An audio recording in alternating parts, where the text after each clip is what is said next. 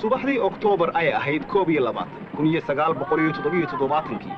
waxaa lagu waabariistay farax iyo ididiila cusub sanad guuradii sideedaad ee ka soo wareegtay kacaankii Oktoobar 22 Oktoobar 1969 xogayaha guud ee xisbiga hanti wadaaga kacaanka Soomaalidu Jaalle Maxamed Siyaad Barre wuxuu kala qayb galay dadweynihii Soomaaliyeed fantasiyaha maalintaasi u dhacayay waxa halkaasi madaxweynaha ku yaacay oo ku soo dhaweeyay habla kamid ah ubaxa kacaanka Soomaalida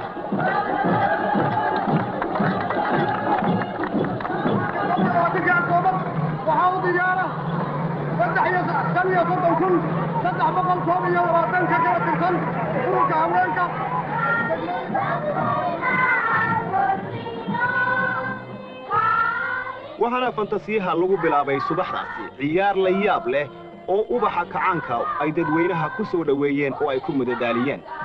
lama kala garto ilmaha iyo ubaxa ay kolba kor u qaadayaan oo geesta ay u qaadaanba ay leedahay macna gooniya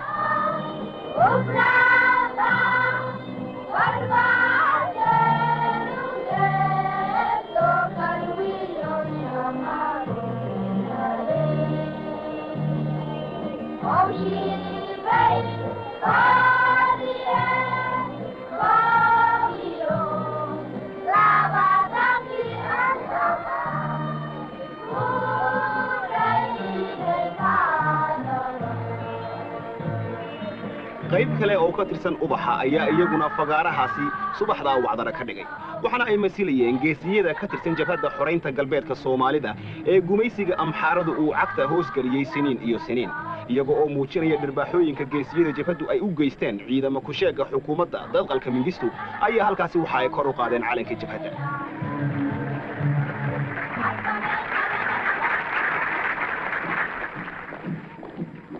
xogayaha guud ee xisbiga hanti wadaaga kacaanka Soomaalida Jaalle Maxamed Siyaad Barre waxa uu salaan ka gudoomay boqolaal masilaya oo ka tirsan bulshada Soomaaliyeed waxaana horseed u ahaa xisbiga hanti wadaaga kacaanka Soomaalida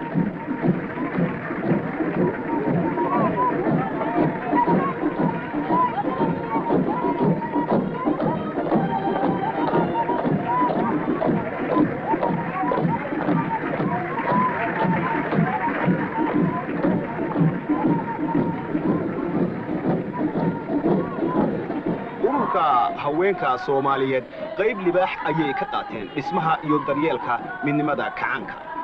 haweenku weligoodba waa kuwii naftooda u huri jiray gobonnimo doonka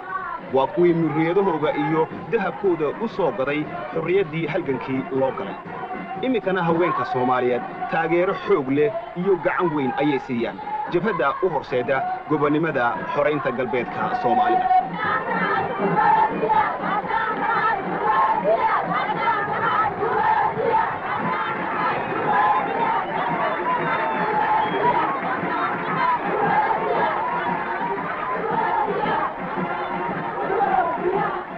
afar iyo tobanka degmo ee ka tirsan magaalada Muqdisho xaafadahooga ayaa iyaguna subaxdaasi ka soo qayb galay bandhigaasi la yaab kale ee lagu xusayay sanad guuradii sideedaad ee ka soo wareegtay Oktoobar 22 1969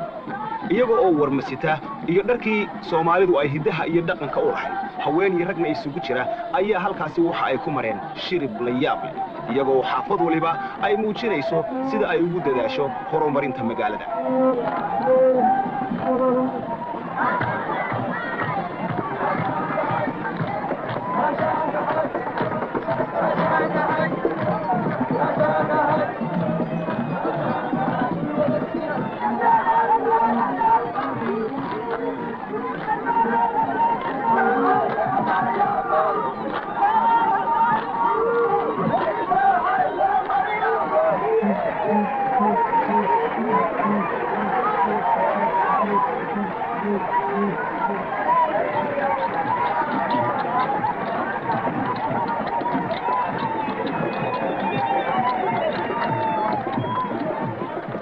damaashaadkaasi weyn ee lagu xusayay sanad guurada sideedaad ee kacaanka Oktoobar waxa iyaguna qaybtooda ka qaatay heer guuraaga Soomaaliyeed iyagoo sita dharkii hidaha iyo dhaqanka Soomaalidu u lahayd warmahoodii gaashaamadoodii ileen ciyaar lagu ma haystee ayaa halkaas iyaguna shirib ku soo mareen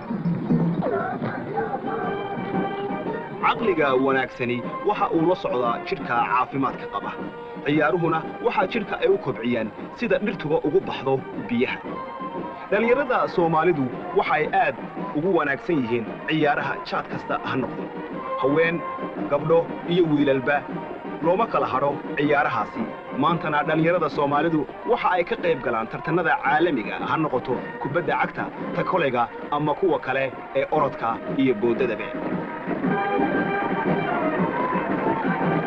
halkaasi waxa socod ku soo maray tiimamka kala jaadka ah ee magaalada Muqdisho iyaga oo muujinaya sida ay diyaar ugu yihiin xagga ciyaaraha ee mar walba ay lugta ugu taagan yihiin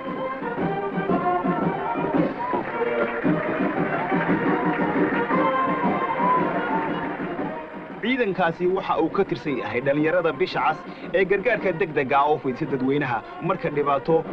ay soo fool yeelato degdeg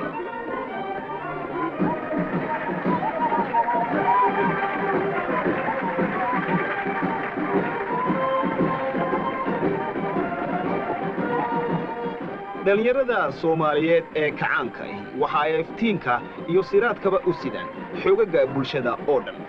abaabulka dadweynahana qayb weyn oo la yaab leh ayaa ay dhalinyaradu ka qaataan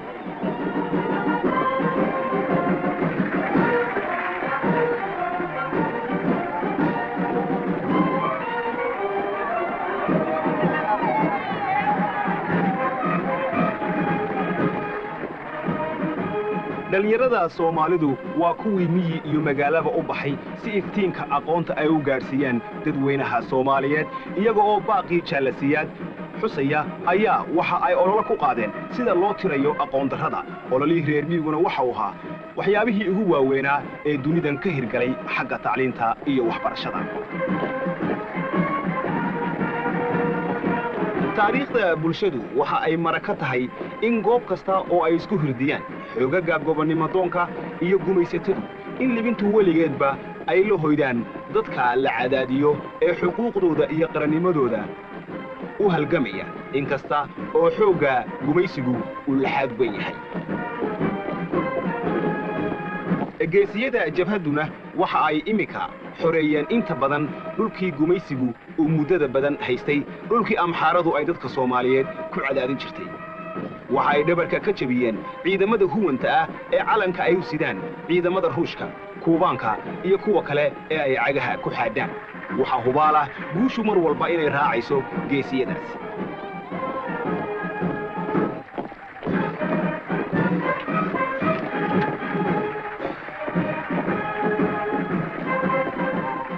ummadda Soomaalidu yar iyo weyn caruur iyo ciroole calanka ayay kor u qaadeen walaalahooda u dagaalamaya xornimada ee doonaya inay xoreeyaan galbeedka Soomaalidana garab hiil iyo hoo iyo taageero jaad walba way siiyaan dhalinyaradaasi waxa ay muujinayaan in marka loo baahdo goobta laga doonayo ay diyaar u yihiin degdeg inay u tagaan oo gumaysiga ay baabi'iyaan shaqaalaha Soomaaliyeed waa lafdhabarta dalku ku dhisan yahay waa muruqa soo saara waxa bulshada Soomaalidu ay munaafacaadsato ee ay ku nooshahay waa daljirka feejigan ee sutida u haya cadowga doonaya inuu mashxaabiyo dadaalka iyo midhaha kacaanka Soomaaliyeed kacaankuna waxa uu ku ballan qaaday in shaqaalaha Soomaalidu aanu ka hooseyn shaqaalaha dunida in shaqaalaha Soomaalida siyaasaddiisa garaadkiisa iyo dhaqaalihiisaba kor loo qaado shaqaalaha Soomaaliyeed maanta wuxuu marayaa heer lagu faani karo heer uu og yahay dalkiisu waxa uu ku sugan yahay iyo waxa uu ka doonayo ahamiyad gaar ah ayaa xukuumadda kacaanku waxa ay saartay mashaariicda degdegsiyada ah iyada oo beeraleyda saboolka la taageerayo si dalka Soomaalidu uu isaga filaado xagga cunnada ciidamada guulwadayaashu waa xoogagga ilaaliya midhaha kacaanka ee isha ku haya cadowga una adeega danta dadweynaha Soomaaliyeed waa xoogagga iyagu naftooda u horay inay ugu horeeyaan oo ay isku beegaan kaalinta ugu adag ee ugu daran waxa weeye ciidamada mar walba soo jeeda ee ummadda Soomaaliyeed ay ku hurudo cadowga dibadda iyo ka gudahaba waa nimanka had iyo gooraale u feejigan ee qalabka u sida waa niman la tababaray oo marka loo baahdo meesha la doono la geyn karo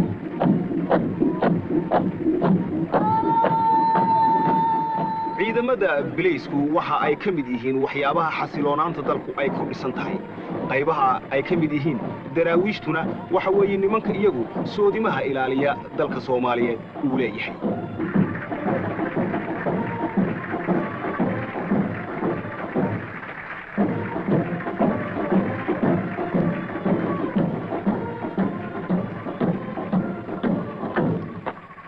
ciidamada birmadka bileyska oo sitaa dareyskii iyaguna ay lagu garan jiray ee ay diyaarka ugu ahaayeen mar walba hawsha iyo xilka soo food saaran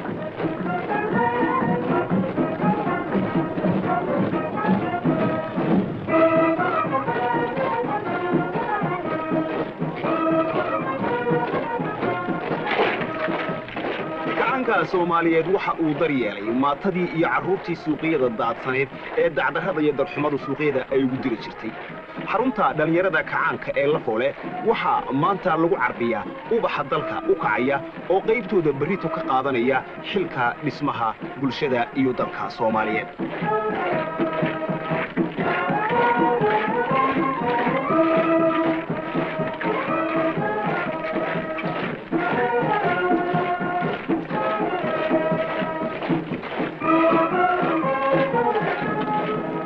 dhalinyarada macadka tababarka ee xalane ee iyagu u darban difaaca dalka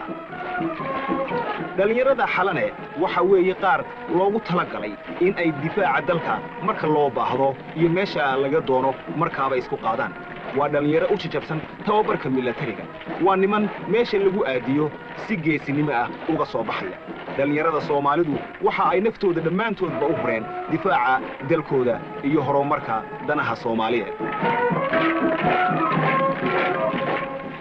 xalane maaha meel hablaha lagu liido hablaha iyo wiilashuba way siman yihiin oo orod haddii ay noqoto liishaan haddii ay noqoto wax walba way ka siman yihiin ciidamada badda ee ilaaliya xeebaha dhaadheer ee quruxda badan leh ee dalka Soomaaliyeed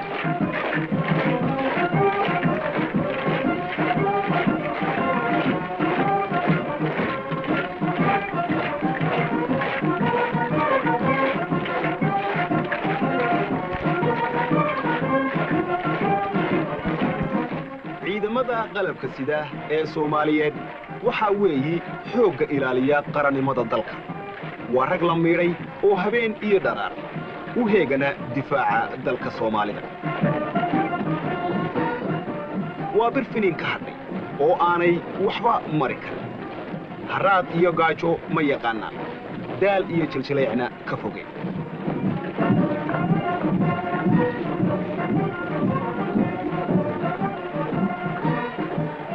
ciidamada soo majeystayaasha xoogga dalka Soomaaliyeed haddaba hoog waxa leh cadowgu haddii uu isku dayo inuu ku soo gardaroodo dalka Soomaaliyeed waxa hubaal ah in ay ciidamadaasi cagta marinayaan marka uu cadowgu damco inuu far soo saaro qarannimada Soomaaliyeed ciidamadaasi waxa weeye niman iyagu loogu tababaray inay cadowga dhirbaaxa ku dhiftaan oo dhabarka ay ka jabiyaan marka cadowgu caqli xumadiisu ay siiso inuu ka soo daafureego dhulka Soomaalida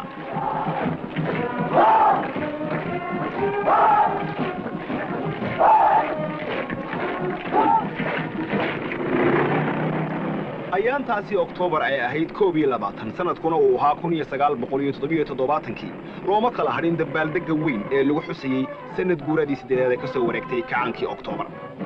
ciidamada qalabka sidaana waxa halkaasi ay ku soo bandhigeen hubka casriga ah ee la yaab kale hubkaasi casriga ah ee subaxdaasi la soo bandhigay waa mid cabsi gelinaya cadow ididiilo iyo geesinimona gelinaya dadweynaha Soomaaliyeed oo ku seexanaya niyadda u fadhida libaxyada xoogga dalkuna waxa ay goortaasi iyagu u jajabsan yihiin sida ay u isticmaalayaan hubkaasi oo ka mid yahay madaafiicda culculus ee meesha fog wax ka toogata oo meesha ay ku dhacaan holoc iyo dab mooye aan nafla ku haray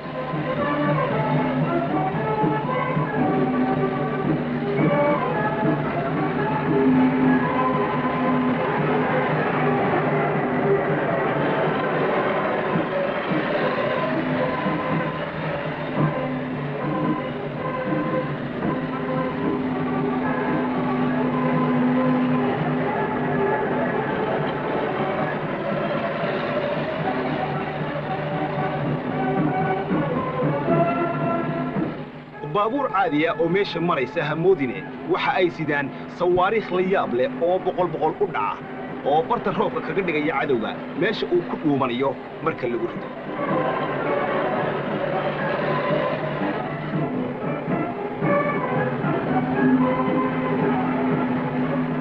gurguuratooyinka dulmara dhufays kasta oo cadowgu uu ku dhinto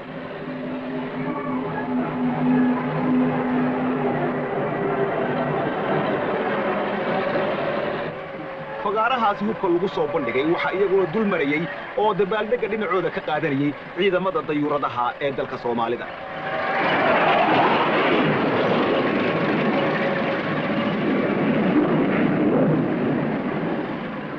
taariikhda haggashe maalintaasi Oktoobar ay ahayd 22 ee loo dabaaldegayay sanad guuradii 8aad ee ka soo wareegtay maalintii kacaanku u dhashay ummadda Soomaaliyeed meel kasta ay joogtay waxay ku waabariisatay oo ay ku farxaysay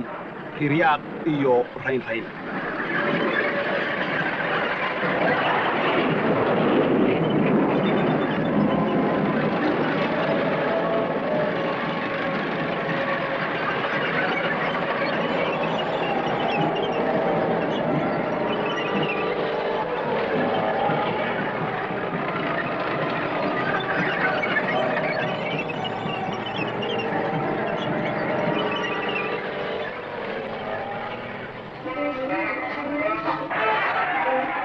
waxa la isugu tagay garoonka weyn ee la yiraahdo Banaadir ee ciyaaraha ee magaalada Muqdisho halkaasi oo dhalinyarada Soomaalidu ay ku tartamayeen nacas baa ka haray maalinta ninkii orod yaqaanay ninkii booti yaqaanay looma kala harin bootinta dheer oo dhalinyaradu ay ku tartamayeen habluhu waxa ay ka qayb galeen tartanka orodka xawda Jaalle Xuseen Kulmiye ayaa ka mid ahaa madaxdii sharafta lahayd ee halkaasi daawanaysay dhalinyaradu ciyaaraha ay soo bandhigeen dabeeto waxa lagu nastay oo halkaasi lagu daawaday ciyaar kubadeed oo dhex martay laba kooxood oo ka tirsan kooxaha kala jaadka ah ee magaalada Muqdisho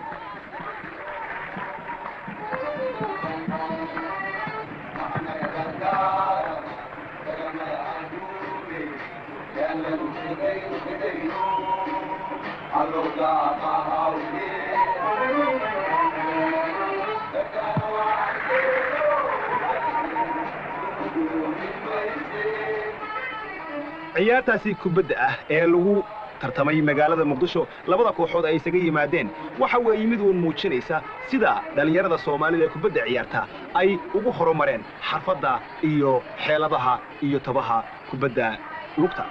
taasi oo ay ku muujiyeen meelo fara badan oo dibadda ah oo ay isaga hor yimaadeen kooxo shisheeye ah oo ciyaarta kubadda ay isku hurdiyeen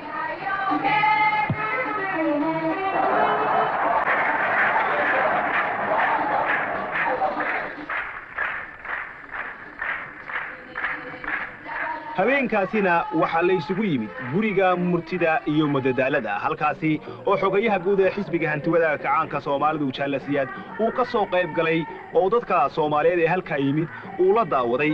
riwaayad iyo madadaalo la yaab leh oo ay soo bandhigeen hoobalada Waabari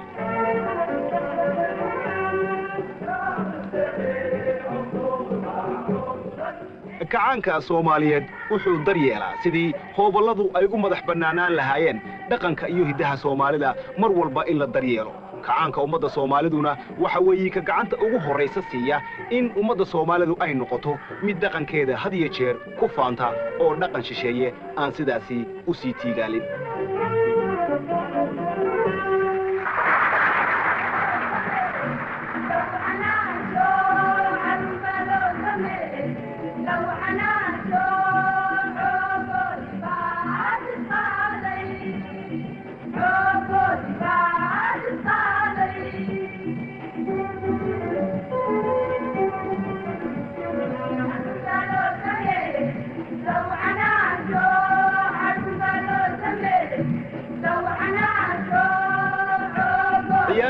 iyo riwaayadii iyo madadaaladii halkaasi lagu soo bandhigay markii la soo gabagabeeyay ee ay dhamaatay ayaa waxa halkaasi sacab iyo farxad